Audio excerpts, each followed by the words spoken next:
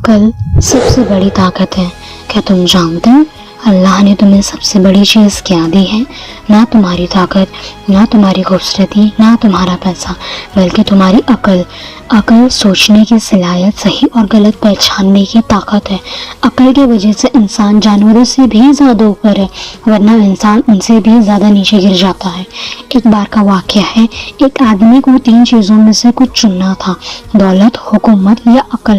اس نے کہا مجھے عقل چاہیے۔ جب اس نے عقل لی تو دولت اور حکومت واپس آ گئی اور کہنے لگی جہاں عقل ہوتی ہے ہم خود آ جاتے ہیں، مگر آج لوگوں کے پاس موبائل ہے لیکن سوچ نہیں، انفارمیشن ہے لیکن سمجھ نہیں۔ لوگ ٹرینڈ فالو کرتے ہیں لیکن ہم بھول جاتے ہیں۔ اگر صرف عقل اسمارٹ ہونا ہوتی تو عقل یہ بھی ہے کہ تم رک جاؤ جب تمہارا نفس تمہیں ڈھکیل رہی ہو، دھوکہ دے رہی ہو۔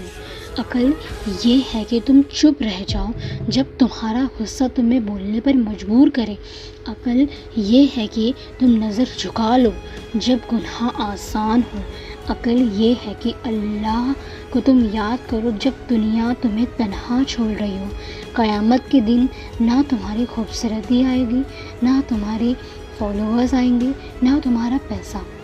تمہاری عقل بولے گی، تمہارے فیصلے بولیں گے، تمہاری چوائس گواہی دے گی۔ کچھ لوگ بہت پڑھے لکھے ہوتے ہیں لیکن پھر بھی گمراہ ہوتے ہیں، اور کچھ لوگ کم علم کے باوجود مضبوط عقل رکھتے ہیں اور یہ ہدایت پر لے آتے ہیں۔ عقل روشنی ہے اور گناہ دھیرے دھیرے اس روشنی کو بجھا دیتا ہے۔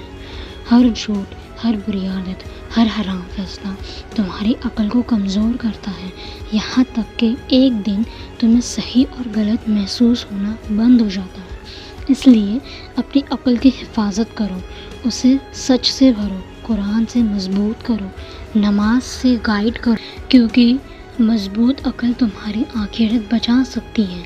یاد رکھو، عقل والا انسان اپنی زندگی کنٹرول کرتا ہے اور بنا عقل والے انسان اپنی خواہشات کا غلام بن جاتا ہے۔